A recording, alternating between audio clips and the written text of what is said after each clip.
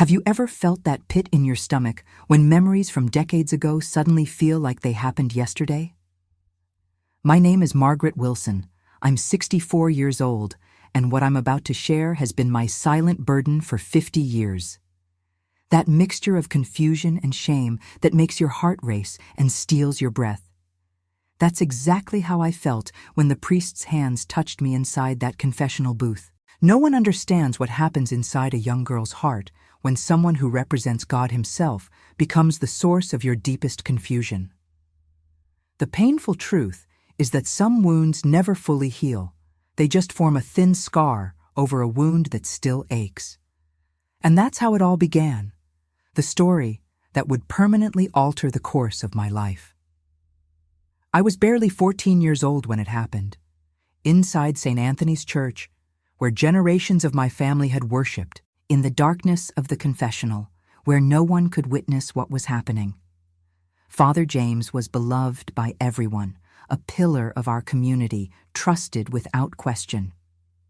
I kept what happened locked away for 5 decades. My late husband went to his grave, never knowing this secret. But before I tell you what actually occurred that Wednesday afternoon, you need to understand who I was then. Because even now, after all these years of reflection, I still question whether what happened was healing or violation. It was 1975, in Millfield, Ohio, coal country. One of those small American towns where church bells structured the rhythm of life and everyone's business was common knowledge by sundown.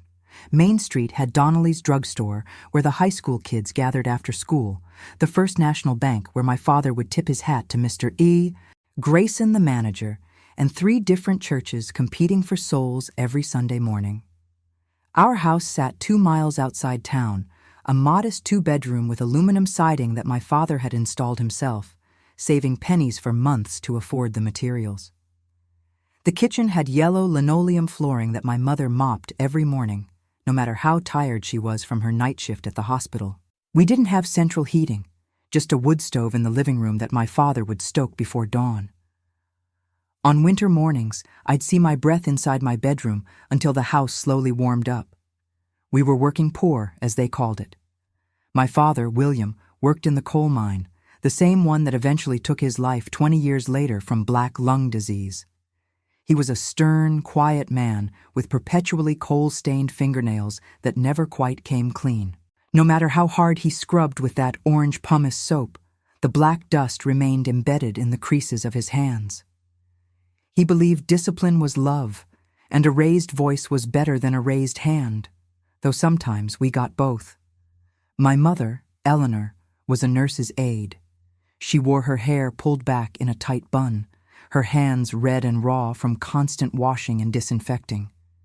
She could recite every Bible verse about women's obedience and believe them without question.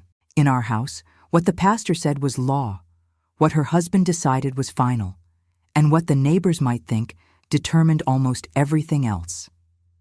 I was the middle child of 5, 3 brothers and 1 sister squeezed into 2 small bedrooms. Unlike today's kids with their private spaces and personal devices, we shared everything. Clothes were passed down until they fell apart. Toys were community property. Even the bathroom was a shared resource carefully timed and rationed during morning rush. Religion wasn't just part of our lives, it was the framework that held everything together. Sunday morning service at St. Anthony's Catholic Church was non-negotiable. Wednesday night Bible study, Friday confession, daily prayers before every meal and before bed. We were Catholic down to our bones, and the fear of God was drilled into us alongside our ABCs. Hellfire wasn't an abstract concept. It was a place as real as Cleveland, and considerably easier to find your way to. Talking about bodies, strictly forbidden. My mother would say, "Good girls don't discuss such matters." When I got my first period at 12, my mother handed me a box of sanitary pads and said only, "This is Eve's burden for her sin." No other explanation. No discussion of what was happening to my body or why. When I asked questions, I was told that curiosity about such things is the devil finding a foothold. I made my first communion at 7 years old. I still remember my white dress with the lace collar that my mother had saved up for, buying it secondhand from Mrs. Peterson, whose daughter had outgrown it. I felt pure, angelic, special. When the communion wafer touched my tongue for the first time, I was certain I could feel God Himself entering my body. From that moment, I dreamed of becoming a nun. It seemed like the highest calling a girl like me could aspire to. By 14, I was the definition of innocence. I'd never been kissed, never held a boy's hand, never even allowed myself to linger on such thoughts. I wore skirts that covered my knees, blouses buttoned to the neck, my brown hair always tied back with a simple ribbon. No makeup, no jewelry, except the small gold cross my grandmother had given me for my confirmation. I truly didn't understand how babies were made. That's how sheltered I was. I swear on the Bible, I thought married people prayed together and God put babies in women's stomachs. That's when my body started changing, and it terrified me. I developed earlier than other girls my age. By 13, I had curves that made me hunch my shoulders forward, trying to hide what was happening. I wore oversized sweaters even in warm weather and kept my arms crossed over my chest whenever possible. When my breasts started developing, I bound them with ace bandages I'd stolen from my mother's nursing supplies. I'd wrap them so tight I could barely breathe, but it was better than facing the changes happening without my permission. I hated my body for betraying me this way, for drawing attention I didn't want or understand. The worst part was the thoughts that started coming. I began noticing Michael, the boy who sat 2 rows ahead in math class, with his dark curls and the way his eyes crinkled when he smiled. When he asked to borrow my pencil one day and his fingers brushed against mine, my heart raced and I felt a strange fluttering sensation in my stomach. Later, I prayed for hours, begging God to remove these impure thoughts. I was convinced I was headed straight for eternal damnation. I prayed every single day asking God to take these feelings away. In my understanding, these thoughts were mortal sins. Father Dennis, the elderly priest who had been at St. Anthony's before Father James arrived, had preached many sermons about the dangers of lust and impure thoughts. "The mind is the devil's playground," he would say, his rheumy eyes scanning the congregation.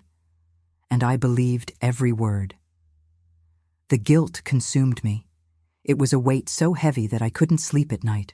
I would pinch myself hard when inappropriate thoughts came, leaving little bruises on my arms that I hid under long sleeves. I was absolutely certain I was going to hell. There was no doubt in my mind. That's why, on that Wednesday, I went to confession. I couldn't bear carrying this weight alone anymore. I needed someone to tell me how to get rid of what I believed was evil inside me. If only I had known what would happen. It's important that you understand what that time and place was like. It wasn't like today, where children learn about their bodies in school, where information is everywhere, where questioning authority is encouraged. It was a different world entirely, a world where the priest's word was unquestionable, where doubting the church was considered a sin itself, where the fear of hell guided our every action, and where a girl like me, uninformed, guilt-ridden, desperate for approval, was the perfect target. We lived in a bubble, isolated from much of the outside world. Television was limited to what my parents approved. We had one rotary phone in the hallway where private conversations were impossible, and many adults in our community had never traveled more than 50 miles from where they were born. What we knew was what we were told. And who told us?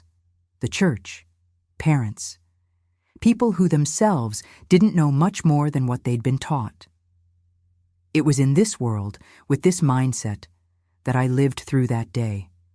The day everything changed. The day that left me with a question that has haunted me for 50 years. What really happened in that confessional? In 1974, a year before that day that changed my life, a new priest arrived at St. Anthony's, Father James Reynolds. He was young, only 32 years old, quite different from Father Dennis, who had been elderly and stern. Father James was tall with sandy blonde hair and striking blue eyes, with a gentle way of speaking that won everyone over. He had come from a prestigious seminary in Boston and was said to be highly educated. To us, he seemed like an angel sent from heaven itself. I'm not exaggerating when I say that all the women in town seemed to stand a little straighter when he walked by, and the girls in my class would blush and giggle whenever he spoke to them directly. From the moment he arrived, church attendance swelled. His sermons were different, passionate and engaging rather than the dry, monotonous homilies we were used to. People would weep openly, kneel spontaneously, beat their chests in repentance.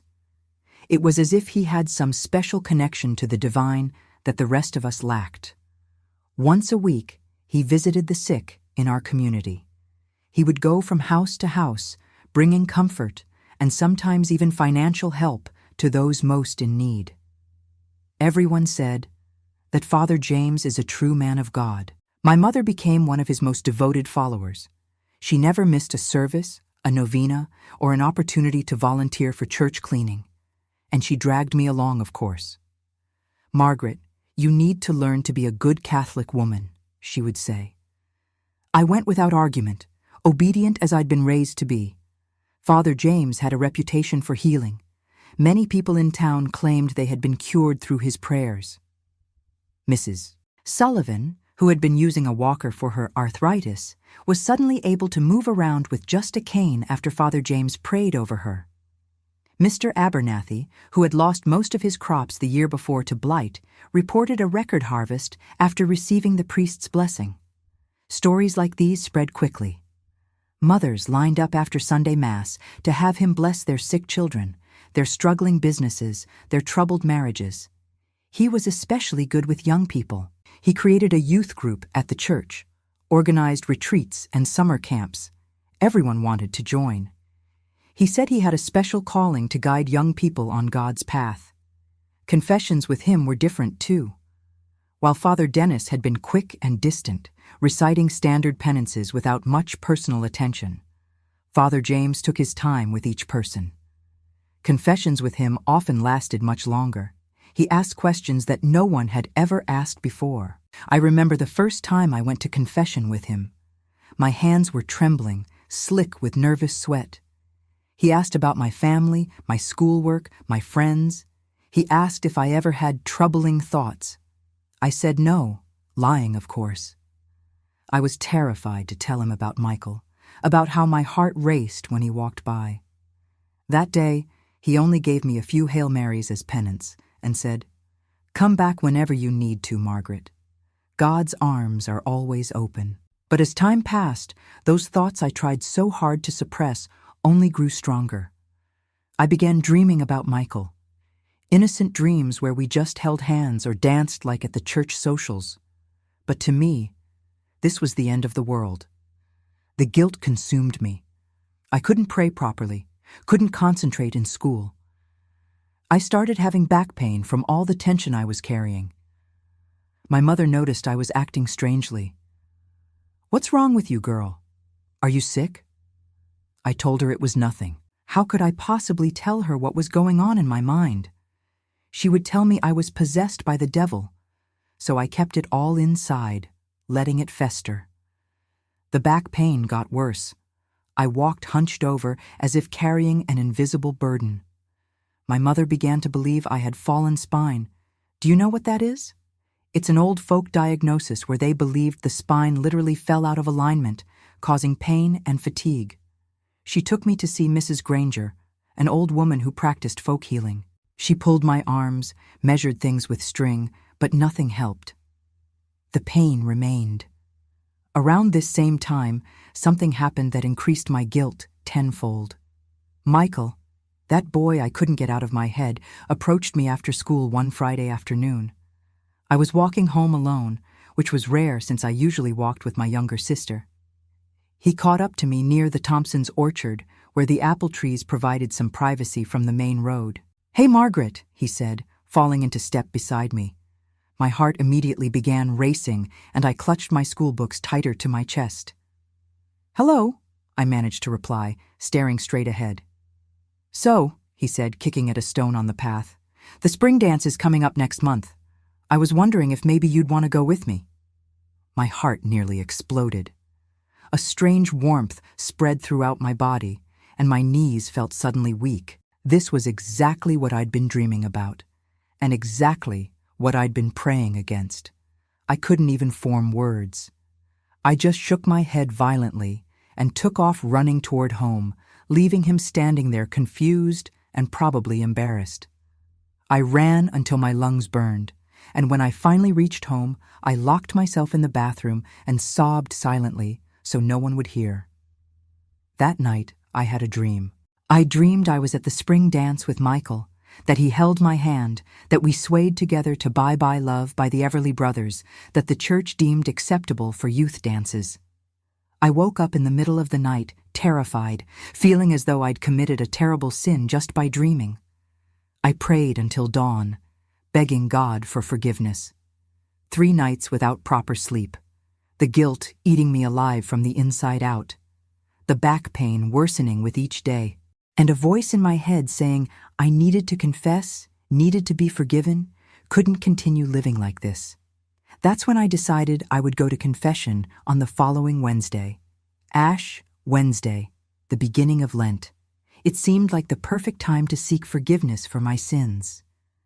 I lied to my mother, told her I was staying after school for a study group.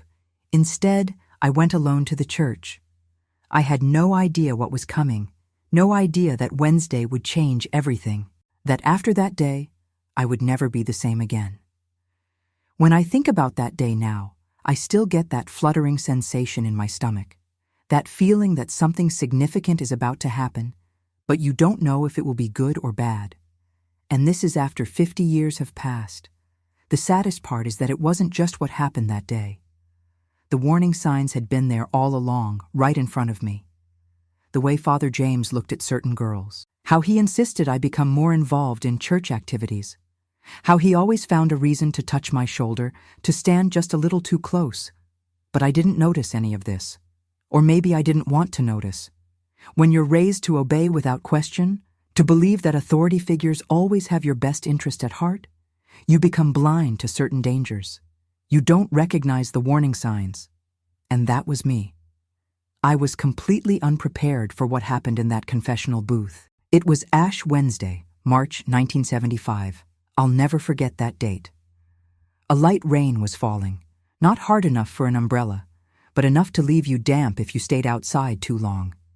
The sky was a solid gray, making mid-afternoon feel like early evening. I left home after lunch, using my study group excuse. My mother was distracted, folding laundry while watching Days of Our Lives on our small black and white TV, and barely looked up when I headed out the door. I walked slowly to the church, my heart pounding so hard I could feel it in my throat. My hands were ice cold despite the mild weather.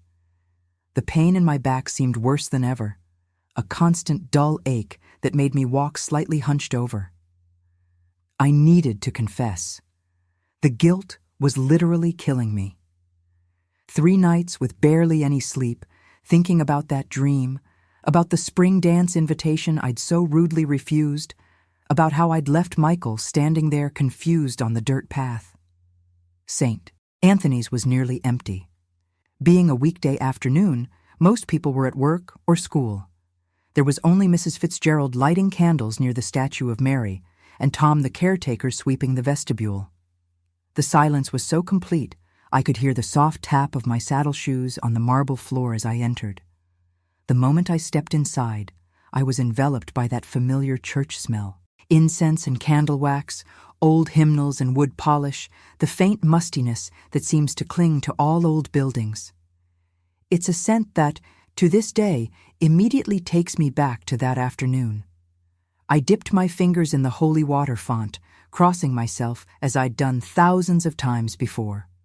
The water was cool, a drop ran down my wrist and disappeared under the sleeve of my blue cardigan, my best one, without any holes or worn patches. I walked toward the confessional, which stood along the right wall of the church.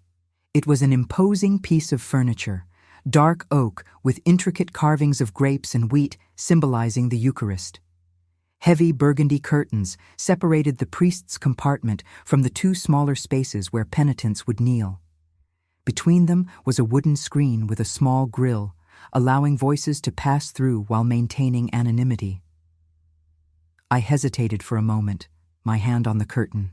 I could still turn back, go home, pretend I'd been at study group, but the guilt weighed too heavily. What if I died in my sleep that night? I'd go straight to hell with my unconfessed sin. No, I had to do this. I slipped into the confessional booth and knelt on the padded kneeler, which was worn thin from generations of penitence. It was hard and uncomfortable beneath my knees. I closed my eyes, trying to organize my thoughts, deciding how I would confess my terrible sin to Father James. I heard footsteps on the other side and the swish of the curtain being drawn. My heart rate doubled instantly. I knew it was Father James. It could only be him. He was the one who heard confessions on Wednesdays. "The Lord be with you," his voice came through the screen. I couldn't see his face clearly, just a shadowy silhouette behind the grill. "And with your spirit," I replied automatically, my voice trembling slightly. "You may begin your confession, my child," he said in that gentle, reassuring tone that had earned him the trust of the entire parish. I took a deep breath and began, already feeling tears welling up. "Bless me, Father, for I have sinned. It's been 2 weeks since my last confession, and I have committed a grave sin." "Tell me, child," he encouraged when I paused. "I've had impure thoughts about a boy," I confessed, my voice so quiet I wasn't sure he'd heard me. There was a silence, and then he asked in a more serious tone, "What kind of thoughts?" "I wanted to hold his hand, Father," I admitted, feeling as though I were confessing to murder, my face burning with shame. Another silence, longer this time. I could hear my own heartbeat thundering in my ears. After what seemed like an eternity, he asked, "And did you feel anything physical when you had these thoughts?" The question surprised me. No priest had ever asked anything like that before. "Yes, Father. My heart beat fast, and my knees felt weak," I confessed, even more embarrassed now. More silence. A heavy, oppressive silence that seemed to fill the confessional and press down on me. I thought he must be horrified, that he was going to give me some terrible penance, tell me I was on the path to damnation. Then, finally, he spoke, but his words caught me completely off guard. "Come out of the confessional," he said, in a tone I couldn't quite interpret. "Excuse me, Father?" I stammered, confused. "Step out. I need to speak with you," he repeated, and I heard the curtain on his side being drawn back. My legs were shaking as I stood up.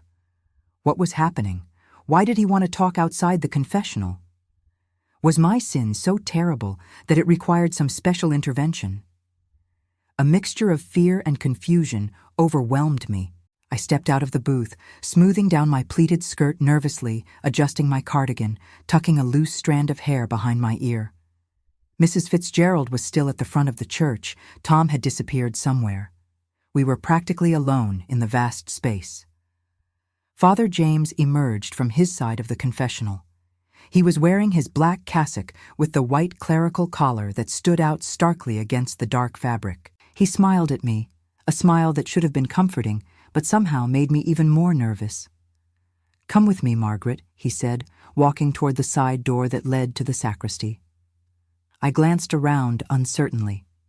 Mrs. Fitzgerald remained absorbed in her devotions, oblivious to us. No one else was in sight. I followed the priest, obedient as always, as I'd been taught to be. After all, he represented God. Who was I to question? He opened the sacristy door and gestured for me to enter. "Come in here, my child. We need to talk privately," he said, his voice still carrying that gentle quality that had made him so beloved in our community. I entered, feeling a shiver run up my spine despite the warmth of the day. I'd never been in the sacristy before. It was off limits to lay people, especially girls. But if the priest was inviting me in, it must be okay, right? He closed the door behind us. The click of the latch echoed in the silence of the room. And it was at that moment that I felt, for the first time in my young life, what true fear was. As I'm telling this part of my story, I'm thinking about you listening right now. Maybe you're carrying a burden that no one sees, a pain you keep to yourself. Sometimes we feel so alone in our struggles, don't we? I'd really love to know what you're feeling. If you'd like to share, leave in the comments. I understand this pain because I've experienced. It doesn't have to be much, just a word or two. Your comment might be the embrace someone else needs right now. There are so many people watching in silence, thinking they're the only ones suffering this way. When you share even a small piece of your story, you show others they're not alone.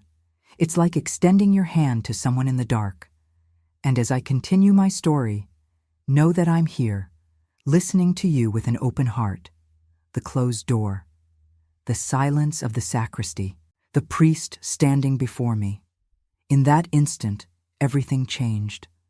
I was no longer just an obedient girl confessing an innocent sin. It was something much bigger, much more frightening, and I had no idea what was coming next. My legs were trembling so badly I thought I might collapse. My palms were sweating. And the pain in my back, that pain that had been my constant companion for months, seemed to scream inside me. What happened next in that sacristy changed my life forever. And to this day, 50 years later, I still don't know if it was a blessing or a curse, if I was healed or violated. The sacristy was a small room, filled with the strong scent of beeswax candles and sacramental wine. There were vestments hanging on a wooden rack, those colorful robes priests wear for different church seasons and occasions. On a side table sat a golden chalice and a container of communion hosts. On the main wall, a crucifix hung with Jesus looking down with sorrowful eyes, as if he knew what was about to happen. The light was dim, yellowish, coming from a single bulb in a stained glass fixture overhead. Father James motioned toward a wooden bench in the corner. "Sit down, Margaret," he said. I obeyed without a word. My mouth was so dry I could barely swallow. He pulled up a chair and sat directly across from me, so close that our knees were almost touching.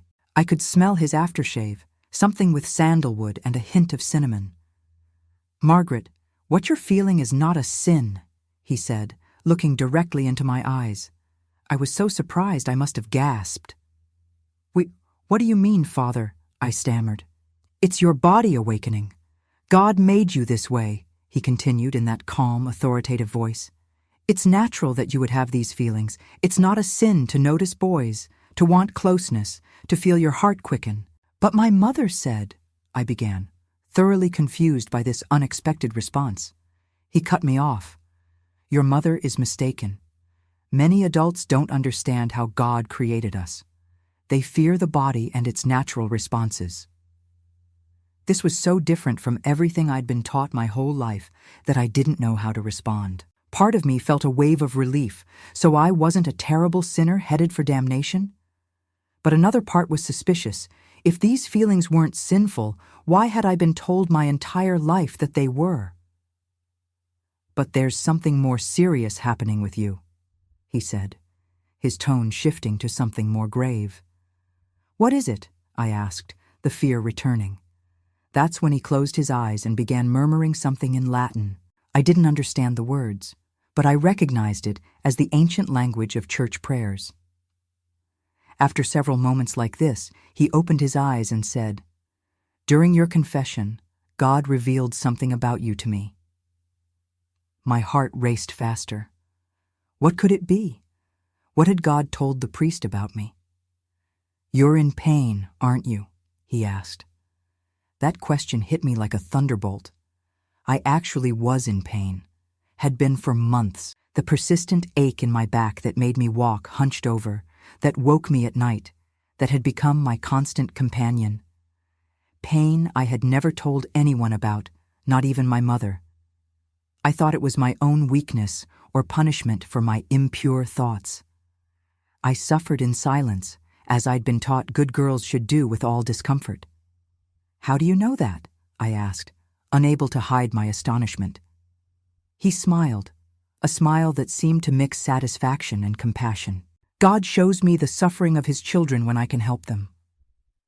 I sat in stunned silence, processing this revelation. How could he possibly know about my back pain? Was it truly a divine message? In those days, I believed wholeheartedly in miracles, visions, messages from God. Everyone in town did. There were all those stories about miraculous healings performed by Father James. Could this be real? I'm going to pray over you. I'll lay hands on you, as Jesus did with the sick, he said, standing up from his chair. What do you mean? I asked, not understanding what he intended to do. Close your eyes and trust in God, he replied, already moving to stand behind me. I closed my eyes obediently, and then I felt his hands touch my head. They were large hands, warm. He began praying in Latin, his deep, solemn voice filling the small room. In nomine Patris, et Filii, et Spiritus Sancti. His hands moved from my head to my shoulders. The prayer continued without interruption. My entire body was trembling, from fear, from nervousness, from something else I couldn't name. Then his hands moved to my back. He pressed exactly where the pain was worst. It was a strange sensation, first a sharp jab of pain, then a spreading warmth, as if the heat from his hands was melting something hard inside me. "Come out, spirit of infirmity, be gone," he commanded, pressing harder.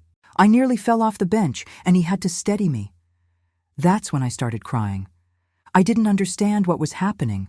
It was a mixture of fear, relief, and utter confusion. His hands continued moving down my back, reaching the lower region where the pain was most intense. I could feel the warmth of his hands through my thin blouse. My entire body tingled with goosebumps. And then I felt something I had never experienced before. A kind of heat in my lower abdomen, a tingling sensation that spread throughout my body. It was both pleasant and terrifying at the same time. I had no idea what was happening to me. I didn't know if this was spiritual healing, if it was the devil tempting me, or if it was something natural about my own body that I'd never been taught. I was 14 years old, and no one had ever explained anything to me about how bodies work, how we respond to touch, about desires or sensations. To me, anything related to the body was sinful, and that was the end of the discussion. His hands moved lower, almost reaching I can't even say it. But he stopped. Or I think he stopped. It's hard to remember exactly. Everything happened so quickly, or was it agonizingly slow? I can't tell you how long it lasted. 5 minutes? 20? Time seemed to lose all meaning in that sacristy. "It is done. God has healed you," he finally said, abruptly releasing me. I opened my eyes, feeling dizzy, as if waking from a dream. He had turned his back to me and was arranging something on the table. Did he seem out of breath? Or was that just my imagination? I can't say for sure. Memory plays tricks sometimes, especially after so many years. "You may go now, my child," he said without turning around. "Your pain will subside. God has answered your prayers." I rose from the bench, my legs wobbling beneath me. I felt strange, like I wasn't fully in my body, like something significant had happened, but I couldn't quite grasp what it was. I walked to the door, each step feeling like I was learning to walk all over again. I left the sacristy without looking back. I practically ran through the church. Mrs. Fitzgerald was gone. There was no one there anymore. I pushed open the heavy front doors and stepped out into the rain, which was falling harder now. I let the water soak my face, mixing with tears I hadn't even realized were flowing. I glanced back one last time and thought I saw Father James watching me through the sacristy window. Or did I imagine that too? I'll never know. I ran home, soaked to the skin, shivering. My mother was in the kitchen starting dinner preparations when I arrived. "Where have you been? You're soaking wet," she scolded. "Study group ran late," I lied, the first of many lies that would follow in the years to come. "Go change before you catch pneumonia," she ordered, not noticing anything unusual about me, or pretending not to notice. That night, lying on my bed that I shared with my younger sister, I couldn't sleep. I kept reliving every moment in the sacristy. The priest's hands on my back, the warmth I had felt, the tingling, the strange sensations, the pain that, strangely enough, had indeed subsided considerably. It was then that I began living a double life. On the outside, I was still the same obedient, quiet girl who went to church, helped her mother, lowered her eyes when boys passed by. But inside, I was a whirlwind of questions, doubts, sensations, and fears. The real question, one that has followed me to this day, is, what actually happened there? Was I healed through a miracle, as so many others in town claimed to have been? Or was I the victim of something more sinister, disguised as a blessing? Was the priest truly praying for me, or was he using his authority for something else entirely? And those sensations I felt, were they the manifestation of divine power, or the awakening of my own body, triggered by hands that shouldn't have touched me? That way. In the days that followed, my back pain did diminish significantly. Within a few weeks, it had disappeared completely. Was it a miracle? Or did my body simply respond to touch, to human warmth, to the momentary release of the tension I had been carrying? The weeks after that day in the sacristy passed like a strange dream. I went through the motions of daily life, waking up, helping around the house, going to school, coming home, doing chores. But inside, I was completely divided. It was as if there were two Margarets, the one from before that day and the one after. The back pain had disappeared completely. That much was undeniable. I could bend to pick up laundry from the basket without wincing. I could carry my books home from school without stopping every block to rest. It was like a weight had been lifted from me, at least physically. But the weight on my conscience only grew heavier. I couldn't look at my mother without feeling guilty, as if I had done something terrible. On the rare occasions I went to church, only when absolutely forced, I kept my head down the entire time, terrified of meeting Father James's eyes. When he approached to give communion, my hands trembled so badly I nearly dropped the host several times. The worst was at night, trying to sleep. The scenes would replay with vivid clarity, his hands on my back, the warmth I felt, the confusing and troubling sensations. I would toss and turn, restless, sometimes waking up in a cold sweat, my heart racing. My sister would complain, "What's wrong with you, Maggie? Stop moving around." But I couldn't tell anyone. Who could I possibly talk to? My mother? She would say I was making it up, or worse, that I was possessed by impure spirits. My sister? She was younger, she wouldn't understand. My father? He would probably belt me just for bringing up the subject. Friends? I didn't have any I trusted enough. And even if I did, how could I explain something I didn't understand myself? It was in the midst of this confusion that a month after that day, something happened that changed everything again. It was a Sunday after Mass. I had gone only because my mother practically dragged me there. I stayed in the back pew, hiding behind a column, praying for the service to end quickly, and for Father James not to notice me. When Mass finished, I bolted out before the final blessing. I waited for my family outside, near the large oak tree in the churchyard.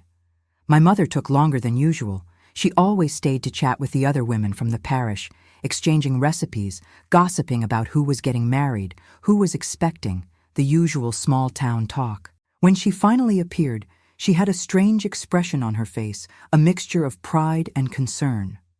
"Margaret," she said, taking my hand, "Father James wants to speak with you. He said God revealed to him that you have a special calling." I felt my blood turn to ice. "What kind of calling?" I managed to ask, trying to keep my voice steady. "A calling to serve the church," she replied, squeezing my hand. "He wants you to join the youth group that helps with catechism. He says you have a gift for teaching the little ones." "I don't want to," I blurted out, without thinking. My mother looked at me as if I had just blasphemed in front of the entire congregation. "What do you mean you don't want to? This is a call from God, girl. You can't refuse." "But I don't know how to teach catechism," I tried to reason. I barely know the commandments by heart." "Father James said he will teach you everything," she insisted. "It's an honor to be chosen. You'll start next Saturday, right after lunch." I didn't dare argue further. Her tone left no room for discussion. It was an order, not a request. And in our household, orders were to be obeyed, not questioned. I walked home feeling like I was marching to my own execution. How could I possibly be near Father James every week? How could I look at him without remembering that day? How could I bear it if he tried to heal something else in me? The week flew by, and Saturday arrived all too soon. I dressed in my best clothes, a simple pink dress, faded from many washings but at least without patches. I brushed my hair carefully, pulling it back in a low ponytail. My mother even pinned a small white ribbon in my hair. "You need to look presentable when serving the Lord," she said, practically pushing me out the door. I walked to the church with a heavy heart. What awaited me that afternoon? What did the priest really want with me? Why had he chosen me among all the young people in the parish? Questions hammered in my mind without answers. When I arrived, I saw other young people there, 6 girls and 4 boys, all between 14 and 16 years old. I recognized some from school, others only by sight. They were all seated in a semicircle in the parish hall beside the church, with Father James in the center. He smiled when he saw me enter. "Welcome, Margaret. We've been waiting for you." I sat in the only empty chair, as far away from him as possible. The priest began explaining how our work would be organized. Each of us would help with a group of children aged 7 to 10, preparing them for First Communion. We would teach them prayers, Bible stories, the commandments. Nothing that seemed strange or dangerous. "You have been chosen because you have special gifts," he said, looking at each of us in turn. But when his eyes landed on me, I felt there was something different in his gaze, something that wasn't there when he looked at the others. Or was it just my imagination? After the explanations, he divided the young people into pairs to practice how they would teach the lessons. By some miracle, I was paired with Susan, a girl I knew from school. I breathed a sigh of relief. At least I wouldn't be alone with him. But at the end of the meeting, when everyone was leaving, he called out to me, "Margaret, could you stay a moment? I need to speak with you privately." I froze. Susan looked at me curiously, but left with the others. I stood there in the middle of the hall, like a condemned prisoner awaiting sentence. The priest waited until everyone had gone and closed the door. He walked toward me with a smile that was meant to be kind but sent shivers down my spine. "How is your back?" he asked, coming closer than necessary. "Much better, Father. Thank you," I replied, taking a step backward. "Thanks be to God," he said, raising his hand as if to touch my shoulder. I instinctively backed away. He noticed, and his smile faltered for a moment. "You don't need to be afraid of me, Margaret. I only want to help." "I know, Father," I lied, unable to meet his eyes. "You're special," he continued. "God showed me that. You have a gift that few people possess." "What gift?" I asked, confused. "The gift of healing," he answered. "You could help many people, you know, just as I helped you." I didn't understand what he meant. How could I have the gift of healing? What did that even mean? "I don't understand, Father," I admitted. "I can teach you," he said, taking another step toward me. "I'll show you how to channel divine energy through your hands, but it needs to be done in private. It's sacred knowledge, not for just anyone." It was at that moment that something inside me broke. A voice in my head screamed, "No!" so loudly I almost thought I had said it out loud, but I hadn't. I just stood there, paralyzed, not knowing what to do. He must have sensed my hesitation because he changed tactics. "Think of all the people you could help. Your mother with her arthritis, your father who comes home from the factory with those terrible headaches, your little brother when he gets those asthma attacks. Wouldn't you want to help them?" That struck a chord. Of course I wanted to help my family. I wanted my mother to stop wincing every time she knelt to scrub the floors. I wanted my father not to come home so exhausted and irritable. I wanted my brother to be able to play outside without struggling to breathe. But something about the proposal didn't feel right. Why did it have to be in private? Why wasn't he teaching this to everyone? Why only me? "Can I think about it, Father?" I asked, finally finding my voice. He seemed surprised, as if he hadn't expected any resistance. His face changed for a brief moment. I saw something like anger or frustration flash across his eyes, but it was so quick I thought I might have imagined it. Soon, the kind smile was back. "Of course, my child. Think, pray, ask God for guidance, but don't take too long. There are many suffering people you could help." "May I go now?" I asked, desperate to leave. "Yes," he replied, stepping back slightly. "I'll see you next week." I left the hall almost running. The sun was already beginning to set, painting the sky in shades of orange and red. I breathed in the evening air deeply, feeling as if I had just escaped a trap. I had no idea what to do. If I told my mother, she wouldn't believe me. On the contrary, she would force me to follow the priest's directions, whatever they might be. If I refused to return to the youth group, I would have to give explanations I wasn't prepared to give. It was that night, lying in bed listening to my sister's steady breathing, that I made the most important decision of my young life. A decision that, for a girl raised to obey without question, was almost unthinkable. I decided I would not return to that group.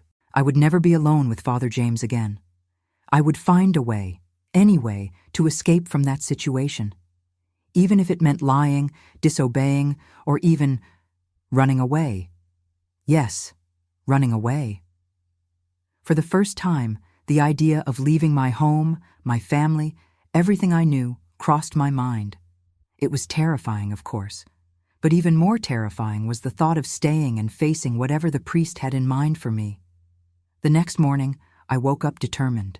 The first step was to find an excuse not to attend the youth group next Saturday. After that, I needed to think of a bigger plan. I didn't know how or where I would go, but I knew I needed to get out of that town, and fast. What I didn't know was that fate had other plans for me, plans that would change everything in a way I could never have imagined. That week, I kept thinking about how to avoid Saturday's meeting. I needed an excuse my mother would believe, something that would outweigh what she perceived as God's will behind Father James's invitation. On Thursday, the answer fell from heaven, literally. I began feeling a sharp pain in my throat. By the next day, I woke up with a high fever. This wasn't pretend, I swear to God. I actually got sick, with the kind of flu that knocks you flat on your back. My mother worried, called Dr. Patterson, who came to our house with his black bag full of mysterious instruments. "The girl has a temperature of 103, he declared. "She needs complete bed rest for at least a week." It was my first relief in weeks. Ironically, illness brought me peace. I knew I wouldn't have to face Father James that Saturday. My mother, despite her religious devotion, wasn't crazy enough to send me to church burning with fever. The flu lasted almost 2 weeks. When I finally recovered, my mother informed me that Father James had asked about me several times. "He even came by the house one day when you were sleeping," she told me, proud of the priest's attention. "He was so concerned, prayed by your bedroom door and everything." The idea of him entering our house, approaching me while I slept feverishly, made me feel nauseated. "What did he say?" I asked, trying to hide my fear. "He said that as soon as you're better, you should return to the group, that your place is being saved," she replied, smoothing my hair affectionately. "He thinks it's very important for you to develop your gift." So he had told my mother about this supposed gift I had. This complicated things. How could I explain to her that I didn't want to go back? How could I tell her I was afraid of the man who, in her eyes, was practically a saint? That's when I had an idea. "Mom," I said, trying to sound casual, "do you think Bobby Miller still wants to take me to the spring dance?" Bobby Miller was the son of the hardware store owner. He was 18, 4 years older than me, and had shown interest in dating me, or rather, he'd approached my father about it. This had happened a few months earlier, but my father had said I was still too young. Truthfully, I didn't even like Bobby. I thought he was a bit of a show-off with his leather jacket and the way he revved his Chevy's engine whenever he drove past groups of girls. But at that moment, he seemed like my lifeline. My mother looked at me in surprise. "Why are you asking about that now?" "I've just been thinking while I was sick," I lied. "I think maybe I'm old enough to start dating. Many girls my age already have steady boyfriends." My mother smiled, one of those rare smiles that lit up her tired face. "So you like him? I always thought you weren't interested." "I think I might," I lied again, feeling increasingly awful. "And his family is well off, you know? It would be good for all of us." That was true. The Millers weren't wealthy, but they owned the only hardware store in town, had a nice 2-story house on Maple Street with a picket fence and everything. By our standards, they were practically rich. A relationship between me and Bobby would benefit my family, lightening the burden of one less mouth to feed eventually. "I'll talk to your father," my mother said, still smiling. "I think he'll like the idea. Bobby's a hard worker, has a good future ahead of him." And so, with a desperate lie, I began charting my new course. A path that would take me away from Father James, from the church, from his hands and his gift of healing. I preferred to date someone I barely knew, someone I didn't love, than remain at the mercy of that man. My father, as expected, enthusiastically accepted the idea. The following weekend, Bobby came to dinner at our house. He was nervous, adjusting his belt constantly, running his hand through his hair slicked back with Brill cream. He brought gifts, a box of chocolates for my parents, a luxury rarely seen on our table, and a small bottle of Evening in Paris perfume for me. I played my part, smiled shyly, thanked him for the gift, served coffee after dinner in our best china, which only came out for special occasions. The courtship was arranged right there. We would start going steady, with the understanding that engagement would follow in a few months, once I turned 15. The wedding would be small, like all weddings in our town, but there was still much to prepare. News spread quickly through our small community. The following Sunday, after Mass, which I was forced to attend, now as Bobby's official girlfriend, several people came to congratulate us. Father James was among them. "So young Margaret is going to be married?" he asked, with a smile that didn't reach his eyes. "So soon." "She's of age, Father," my father replied proudly. "And Bobby is a fine young man from a respectable family." "No doubt," the priest agreed, but his eyes were fixed on me, not on my father. "But what about her work with catechism? Margaret has a calling to serve the church." My mother answered for me, to my great relief. "Once she's married, Father, she'll have many responsibilities. Home, husband, children will come soon enough. God's plan, you know." I saw a shadow cross the priest's face. For a moment it seemed like he would protest, but then his gaze met mine, and something in what he saw there, perhaps my newfound determination, made him back off. "May God's will be done," he finally said, making the sign of the cross over us. "I will pray for you." In the weeks that followed, I threw myself into wedding preparations. My mother and aunts taught me how to sew sheets, tablecloths, nightgowns. I learned recipes, how to remove stains, how to make soap from scratch. In a way, it was a time of learning not just household tasks, but who I was and what I was capable of. The timid, frightened girl who blamed herself for innocent thoughts began to give way to a stronger, more determined young woman. Not that I suddenly became brave. No, the fear remained. But now I knew I could do something about it, that I didn't have to accept everything with a bowed head. I continued going to Mass, of course. It was mandatory, but always accompanied by family or by Bobby. I never again found myself alone near the priest. When he asked about my gift, I said I had prayed and hadn't felt the calling he mentioned. He didn't insist, at least not openly, but whenever he saw me in church, I could feel his gaze following me. The most surprising thing was that, over time, I began to feel something like affection for Bobby. It wasn't love, it wasn't passion. Those I would only come to know many years later. But he was kind to me, respectful. He brought me small gifts when he came to visit. A hair ribbon, butterscotch candies, once even a small bottle of drugstore perfume that he must have saved weeks to buy. He never tried to kiss me before our wedding, not even hold my hand when we were alone. This was rare in those days, even among very religious people. Later I discovered he was as nervous about the arrangement as I was. His father had pushed for the marriage, seeing a good opportunity to have a young, healthy daughter-in-law who could give him many grandchildren. Bobby had agreed because, well, in those days, sons obeyed their fathers without question.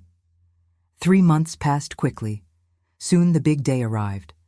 I was married on a Saturday morning, wearing a simple white dress that my mother had sewn. It wasn't the luxurious gown I had dreamed of as a child, but it was clean and well-made, with delicate lace on the neckline that my grandmother had saved for years for this moment. The ceremony was in the same church where everything had happened, and it was Father James who performed the wedding. There was no other priest in town. Throughout the ceremony, I avoided looking directly at him. I concentrated on Bobby's nervous, sweating face, on the simple flowers on the altar, on the large crucifix hanging above us. When he said, "You may kiss the bride," I felt a shiver run down my spine. Bobby's kiss was quick, a shy peck that barely touched my lips. It was my first kiss ever. I felt nothing, neither disgust nor pleasure, just relief at officially being under the protection of another man who wasn't my father, out of the priest's reach.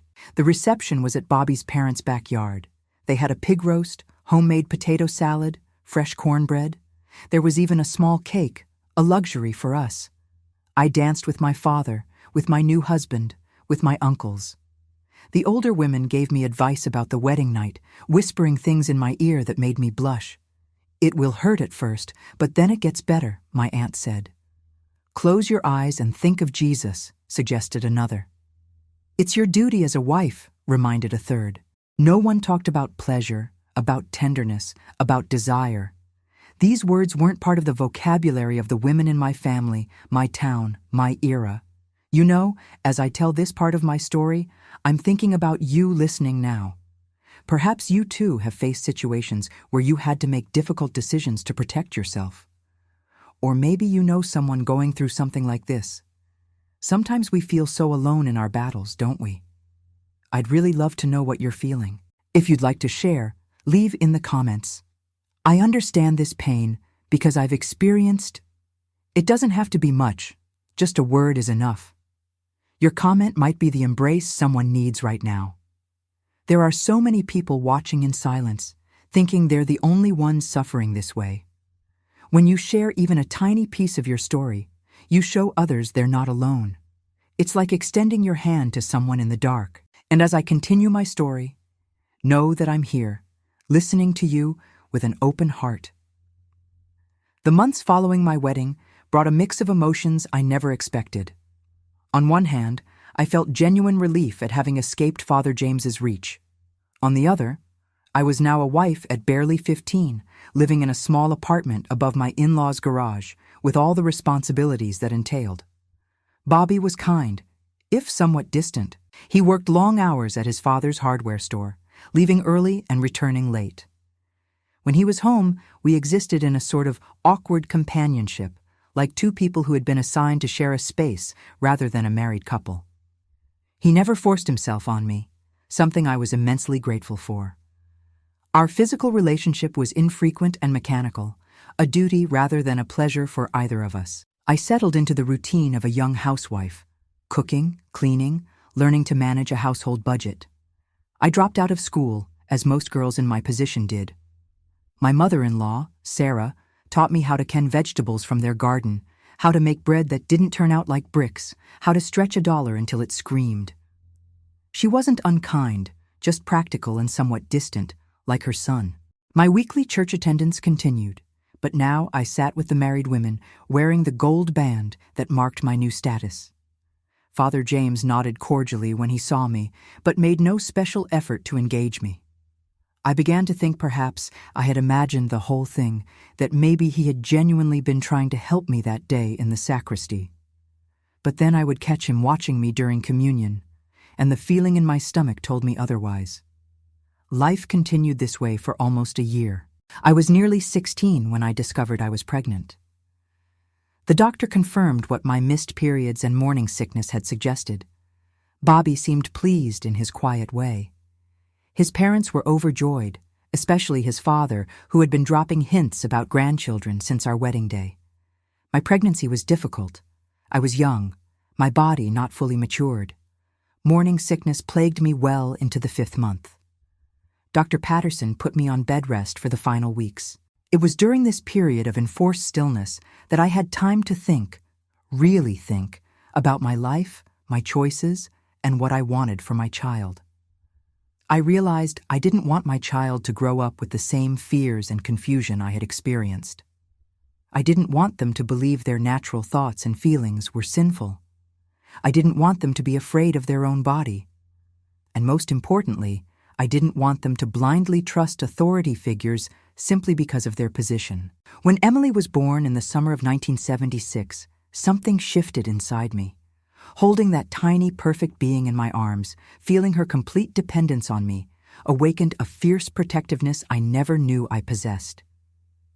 I made silent promises to her as she slept in my arms, promises about honesty, about respect, about protection, promises I intended to keep no matter what. The first challenge to these promises came when Emily was 3 months old. My mother-in-law announced it was time to schedule Emily's baptism. "We'll need to talk to Father James," she said matter-of-factly over Sunday dinner. "He's baptized every Miller for 3 generations." "No," I said before I could stop myself. The table went silent. My father-in-law's fork paused midway to his mouth. Bobby looked up from his plate, startled. My mother-in-law's eyebrows shot up nearly to her hairline. "What do you mean, no?" she asked, her voice dangerously calm. I hadn't planned this confrontation, had no strategy prepared. But I knew, with bone-deep certainty, that I did not want Father James's hands touching my daughter. "I mean," I said, struggling to sound reasonable, "I'd prefer to have her baptized at St. Mary's in Ridgefield." St. Mary's was a bigger church in the neighboring town, about 30 minutes away. "Why on earth would we do that?" my father-in-law demanded. "St. Anthony's has been our family church since before I was born." I looked to Bobby, hoping for support, but he seemed as confused as his parents. I needed a reason they would accept, something that wouldn't reveal my real concerns. "I made a promise," I said finally. "When I was having such a difficult pregnancy, I prayed to Our Lady of Lourdes. I promised if the baby was born healthy, I'd have her baptized in a church named after the Blessed Mother. It was a complete fabrication, of course, but invoking a sacred promise made during a difficult pregnancy was something they couldn't easily dismiss. Religious people understand vows made in desperate moments. My mother-in-law's face softened slightly. "You never mentioned this before." "It was private," I said, lowering my eyes. "Between me and the Blessed Mother." After some discussion and mild protest, they eventually agreed. Emily was baptized at St. Mary's by an elderly priest I'd never met before and hopefully would never see again. I felt no guilt about the lie. The relief of keeping Father James away from my daughter was worth whatever penance might come. As Emily grew, my protective instincts only strengthened. I made decisions that raised eyebrows in our conservative community. I answered her questions about her body honestly and without shame. When she was 4 and asked where babies came from, I gave her a simplified but accurate explanation, not the stork story other mothers told. When she started Sunday school at 5, I made sure to review what she was taught, gently correcting any messages of shame or fear. "God made your body," I told her. "He doesn't make mistakes, and He doesn't create things to trick or test us. Your body and your feelings are natural and good." These weren't revolutionary ideas in the wider world, perhaps, But in our small town in the late 1970s, they were uncommon enough to make me something of an oddity among the young mothers. I didn't care. Every time I saw Emily running freely, laughing without shame, asking questions without fear, I knew I was breaking an important cycle. Bobby didn't interfere with my parenting choices, though he sometimes seemed puzzled by them. "You're turning her into a little hippie," he joked once, when Emily came home from kindergarten and announced she'd refused to say that Eve was bad for eating the apple. But there was no real criticism in his voice. Our marriage had evolved into a comfortable partnership, if not a passionate one. We were friends, co-parents, companions. There was respect between us, and a kind of love, though not the romantic kind I would later come to know was possible. I was grateful for the safety and stability he provided, and I think he appreciated the calm, organized home I maintained. When Emily was 6, something happened that validated all my protective instincts. We were at Sunday Mass, still obligatory in our household, though I'd managed to reduce our attendance to twice a month rather than weekly. Father James announced that there would be special catechism classes for children after the service. Emily, curious like all children, wanted to stay. "No," I said firmly, taking her hand. "But Mom, all my friends are staying," she protested. "We have to get home for lunch," I said, manufacturing an excuse.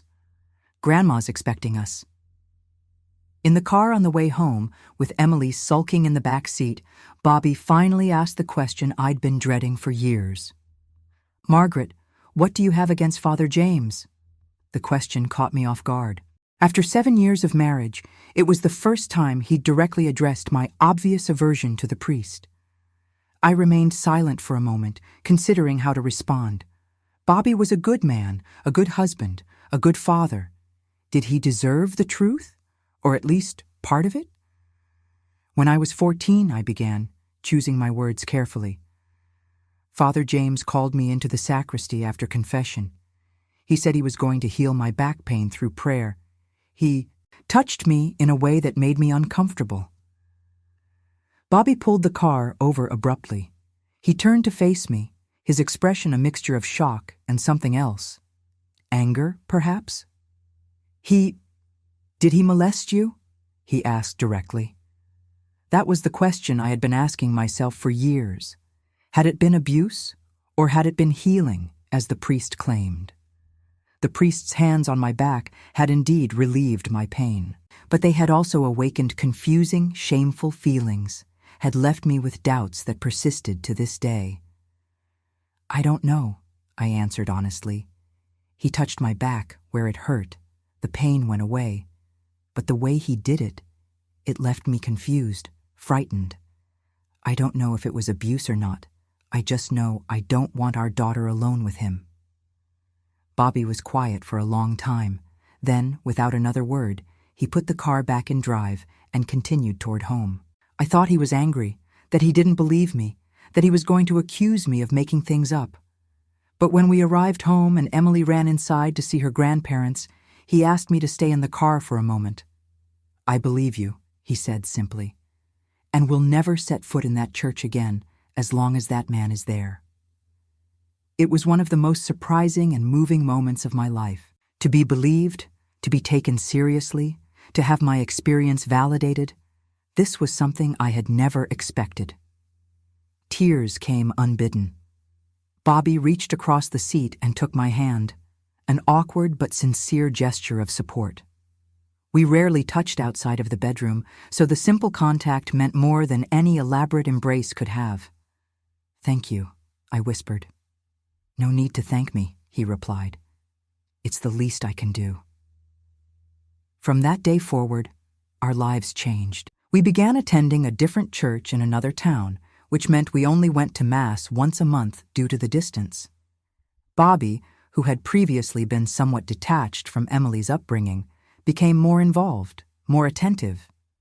It was as if my revelation of vulnerability had awakened a protective instinct in him that he hadn't known he possessed.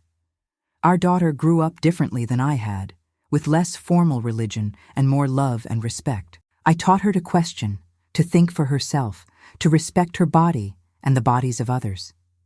It wasn't a typical upbringing for that time and place, but it was the best I could offer, based on the wounds of my own past. The years passed, and our family grew. After Emily came Thomas, born when I was 20. Unlike my first pregnancy, this one was easier, smoother. Perhaps because I was older, or perhaps because I carried less fear and confusion inside me. Either way, Thomas arrived healthy and strong, with Bobby's nose and my stubborn chin. We raised our children with principles that seemed radical in our conservative community. We taught them that questions were welcome, that their bodies were their own, that because I said so was never a sufficient reason for anything. When Emily had her first period at 12, I sat with her and explained everything. Not just the biological facts, but the emotional aspects too. I made sure she knew it wasn't shameful, wasn't a punishment, wasn't a curse of Eve, as my mother had taught me. It was simply part of growing up. Bobby supported my parenting approach, though he didn't always understand it. "You're raising them different than anybody else around here," he would say sometimes, watching Emily argue passionately about something she'd read, or Thomas question why boys couldn't cry when they were hurt. But there was no criticism in his voice. If anything, there was a hint of pride. Our marriage evolved over time into a deeper partnership. We never had the passionate romance depicted in movies, but we developed a steady, reliable affection. Bobby was a good provider, a responsible father, a decent man who tried his best. I respected him for that and, in my own way, loved him. We built a comfortable life together, eventually moving out of the apartment, above his parents' garage, into a small but nice house of our own on the other side of town. As for church, we attended irregularly, always at St. Mary's in Ridgefield, never at St. Anthony's. The children were raised with religious instruction, but it was tempered with critical thinking. "Listen to what the priest says," I would tell them. "But remember that priests are people too. They can make mistakes. Always ask questions, even if only in your mind." The years slipped by, marked by milestones big and small. Emily's first day of kindergarten, Thomas learning to ride a bike, family vacations to the lake each summer, Christmas mornings around our modest tree. Through it all, I carried the memory of that day in the sacristy, not as an open wound anymore, but as a scar that occasionally pulled tight when the weather changed. The first real breakthrough in my understanding came when Emily was 17. She had been accepted to Ohio State University, the first in either of our families to go to college. The night after her high school graduation, as we sat on the porch swing watching fireflies rise from the lawn, she handed me a book. "I thought you might find this interesting, Mom," she said. It was a psychology textbook she'd borrowed from her guidance counselor. "There's a chapter on something called religious trauma syndrome. Made me think of some of the stories you've told about growing up." Later that night, after everyone was asleep, I sat at the kitchen table reading the chapter she had marked. It described patterns of emotional and psychological damage caused by rigid religious upbringings, the fear, the shame, the confusion, the difficulty trusting one's own perceptions. It was like reading about myself, about my childhood, about the perfect conditions that had been created for what happened to me. But there was one paragraph that struck me like a lightning bolt. In cases of abuse within religious contexts, victims often experience profound confusion about what occurred. This is especially true when the abuse is couched in terms of healing or spiritual guidance. The authority figure may genuinely believe they are helping, may be self-deluded about their intentions, or may be deliberately exploiting the situation. For the victim, this ambiguity can be more psychologically damaging than clear-cut abuse, as it prevents them from fully processing the experience. I read those words over and over. It was the first time I had encountered an explanation that made sense of my decades-long uncertainty. Maybe it didn't matter whether Father James thought he was healing me or not. Maybe the impact on me, the confusion, the shame, the doubt, was the real issue, regardless of his intentions. Over the next few years, I read more on the subject. Books about trauma, about religious abuse, about the exploitation of spiritual authority. each one helped me fit another piece into the puzzle of my experience. Emily went off to college, then Thomas followed 3 years later. With the children gone, Bobby and I found ourselves alone together for the first time since our awkward early marriage. Surprisingly, we discovered we still had things to talk about, interests to share. We took up bowling on Tuesday nights, joined a couple's card game at the community center on Fridays. It wasn't excitement, but it was companionship, and after so many years together, that counted for something. It was during this period, in my early 40s, that I began to feel a growing need to confront what had happened to me more directly. Not by confronting Father James, he was still at St. Anthony's, though much older now, but by better understanding my own experience. I found a therapist in Ridgefield, a woman named Dr. Helen Carter, who specialized in trauma. It took tremendous courage to make that first appointment. In our small community, seeing a head doctor was still viewed with suspicion, but something inside me knew it was time. In that small, comfortable office with its blue walls and potted plants, I told my full story for the first time. Not the abbreviated version I had shared with Bobby, or the hints I had occasionally dropped to Emily. The complete story, with all the details I could remember, the sacristy, the hands on my back, the confusing sensations, the real healing of my pain, the years of doubt and uncertainty. Dr. Carter listened without judgment. When I finished, she asked questions that helped me explore aspects of the experience I had never considered. Had Father James isolated other young people? Had there been rumors about him? Had other girls suddenly stopped attending church activities? As I reflected on these questions, memories surfaced that I hadn't connected before. Susan, a girl a year older than me who had abruptly stopped attending youth group around the same time I was avoiding it. Rumors about a woman in her 20s who had gone to the bishop with some complaint about Father James, only to be sent back to her parish with instructions to pray more. The way certain mothers seemed to never leave their daughters alone at church functions. These patterns are unfortunately common, Dr. Carter explained. Predators, whether they recognize themselves as such or not, often choose positions that give them authority and access to vulnerable people. The church has been particularly problematic because of the additional layer of spiritual authority. But the pain in my back really did go away, I said, still caught in my old confusion. If he abused me, how could he also heal me? Dr. Carter's response was thoughtful. The human body responds to touch in complex ways. The relaxation of chronic tension through touch is well documented.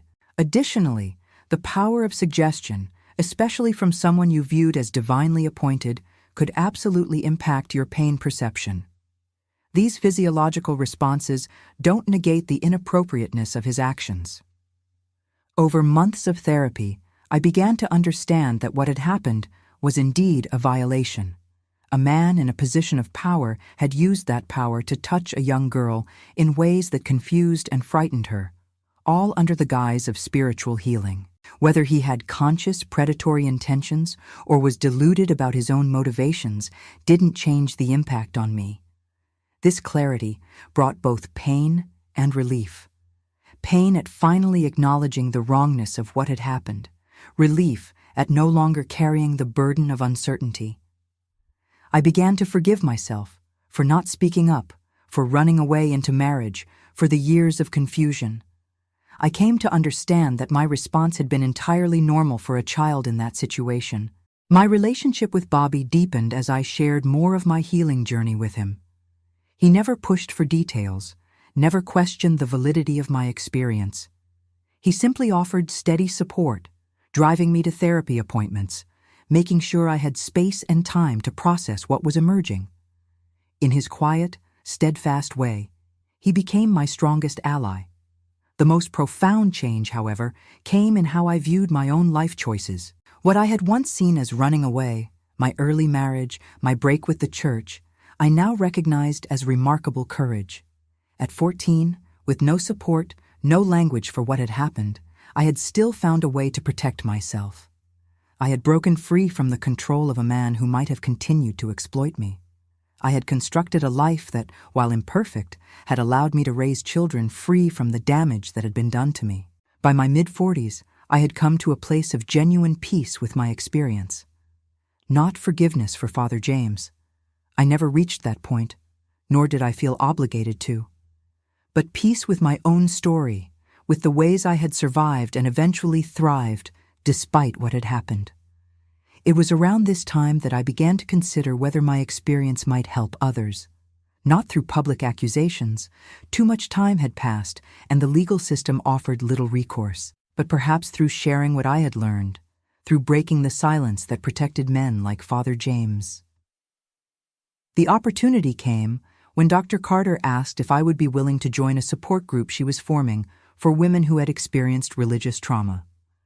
Your perspective could be invaluable, she said, especially for the younger women who are still in the early stages of processing their experiences. That first support group meeting changed the course of the rest of my life. Sitting in a circle with 7 other women, ranging in age from 20 to 70, I shared my story again. As I spoke, I saw recognition dawn in their eyes, the same confusion, the same self-doubt, the same struggle to reconcile spiritual authority with personal violation. When I finished, a young woman named Rachel was crying openly. "That's exactly how I feel," she said. "Like I don't know whether what happened was wrong or if I'm just misinterpreting everything." It was in that moment that I found a new purpose. If my story could help even one person avoid decades of uncertainty and self-blame, then perhaps there was meaning to be found in what I had endured. Today, at 64, I look back at a life that unfolded from that day in the sacristy. A day that lasted only minutes, but marked decades. A touch that confused a 14-year-old girl and set paths the adult woman would follow. I've often wondered how my life might have been different if that had never happened. Would I have married so young? Would I have married Bobby? Would I have had Emily and Thomas? Probably not. And as strange as it may sound, I can't imagine a life without them. This doesn't mean I'm grateful for what happened. I never will be.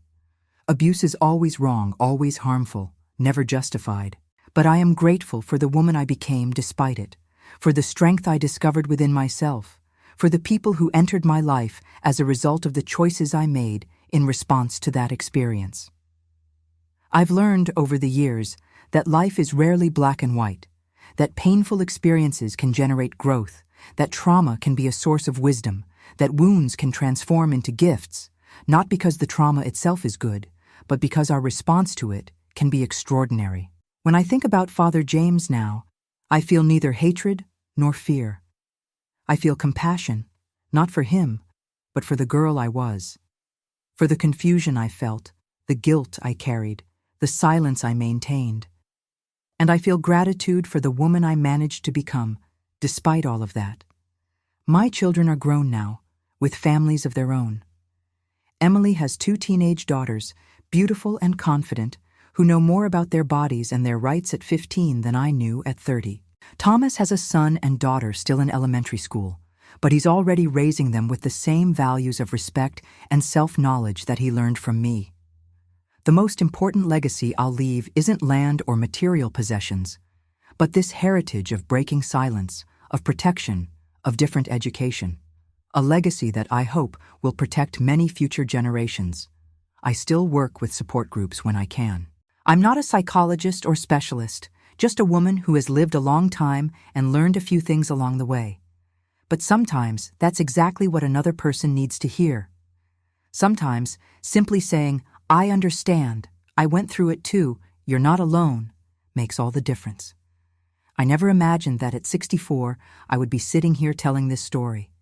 For many years I thought I would take this secret to my grave. Silence seemed safer, more comfortable. But there is transformative power in breaking that silence, in naming what happened, in sharing with others who might be experiencing the same confusion, the same corrosive doubt. If you're listening to me now and something in my story resonates with you, I want you to know a few things that took me decades to understand. First, it wasn't your fault. No matter what you felt, no matter if your body responded, no matter if you didn't scream or run away. Children don't have the capacity to consent with adults in positions of power. The responsibility is always, always with the adult. Second, your doubts are normal. Religious abuse is especially confusing because it mixes the sacred with the profane, healing with violation, divine love with human exploitation. This confusion is part of the trauma, not a sign that you're exaggerating or imagining things. Third, healing is possible. It's not linear. It's not complete. It doesn't have a defined endpoint. It's a process, a journey full of ups and downs, but each step you take toward understanding, acceptance, self-love is a valuable step. Fourth, you're not alone. No matter how unique your case may seem, no matter how isolated you feel, there are other people who have experienced similar things and who are willing to listen, to welcome you, to believe you. Fifth, your story matters. Your testimony might be the light that guides someone else out of darkness. Your courage to speak might give someone else the courage to seek help. Your healing journey might inspire someone else to begin theirs. I know not everyone will be as fortunate as I was. Not everyone will find a Bobby who quietly believes and unconditionally supports. Not everyone will have an Emily who perceives without being told and offers liberating knowledge. Not everyone will meet a Rachel who shares similar experiences and offers deep understanding. But I want you to know that such people exist, that there are safe spaces, support groups, dedicated professionals who believe survivors, that you don't need to carry this burden alone, as I did for so long. One of the great lessons I've learned on this journey is about the power of time. Time doesn't heal all wounds, as they say. Some wounds are too deep to close completely. But time gives us perspective, gives us tools, gives us the chance to build a life larger than our wounds. Another important lesson is about the power of voice. When I finally began to speak about what had happened, first to my daughter, then to my husband, then to other survivors, each word spoken was like a weight lifted from my shoulders. Each time I named what had happened, the power that experience held over me diminished a little. I've also learned about the value of forgiveness, not of the abuser who never showed remorse, but of myself. For a long time, I blamed myself for not shouting, for not running away, for not telling someone, for feeling confused sensations in my body, for doubting my own experience. Forgiving myself for these perfectly natural and understandable reactions was one of the most difficult and most liberating steps in my journey. And perhaps most importantly, I've learned about the power of choice. I couldn't choose what happened to me in that sacristy, but I could choose how to live afterward. I could choose to break cycles, protect my children, seek help, offer help to others. I could choose to transform an experience of victimization into a story of survival and eventually triumph. I don't know how much time I have left in this world. Nobody does. But I know that when my time comes, I'll be able to look back and say, I did the best I could with the cards I was dealt. I transformed pain into purpose. I converted silence into voice. I changed not just my own story, but also that of the generations that will come after me. If there's a final message I'd like to leave, it's this. It's never too late to start your healing journey. It's never too late to break the silence. It's never too late to transform your story of pain into one of growth and meaning. My story doesn't have a perfect ending. There's no complete justice for what happened. Father James died without ever facing consequences for his actions. There's no total cure for deep traumas. I still have difficult days, painful memories, unexpected triggers. But there is peace. There is purpose. There is a rich and meaningful life built on the ruins of what was broken. And that, in the end, is a greater victory than any legal justice could provide. With each person who hears my story and finds in it an echo of their own experience, with each survivor who decides to seek help after hearing me, with each parent who decides to protect their children with more awareness, with each of these small impacts, the harm done to me is a little more transformed into good. It's not a happy ending in the traditional sense. It's something more complex, more realistic, more human. It's an ending that acknowledges the pain but isn't defined by it, an ending that honors the past but doesn't live in it, An ending that looks to the future with hope, not naivety. And perhaps that's the kind of ending that most resembles real life. Imperfect, unfinished, constantly evolving. An ending that isn't really an ending, but a point in an ongoing journey. A journey that, despite all its twists and obstacles, is worth living fully. And that was my story. Now I want to know, where are you listening from? Comment below and let me know what city you're from. A warm embrace to all of you.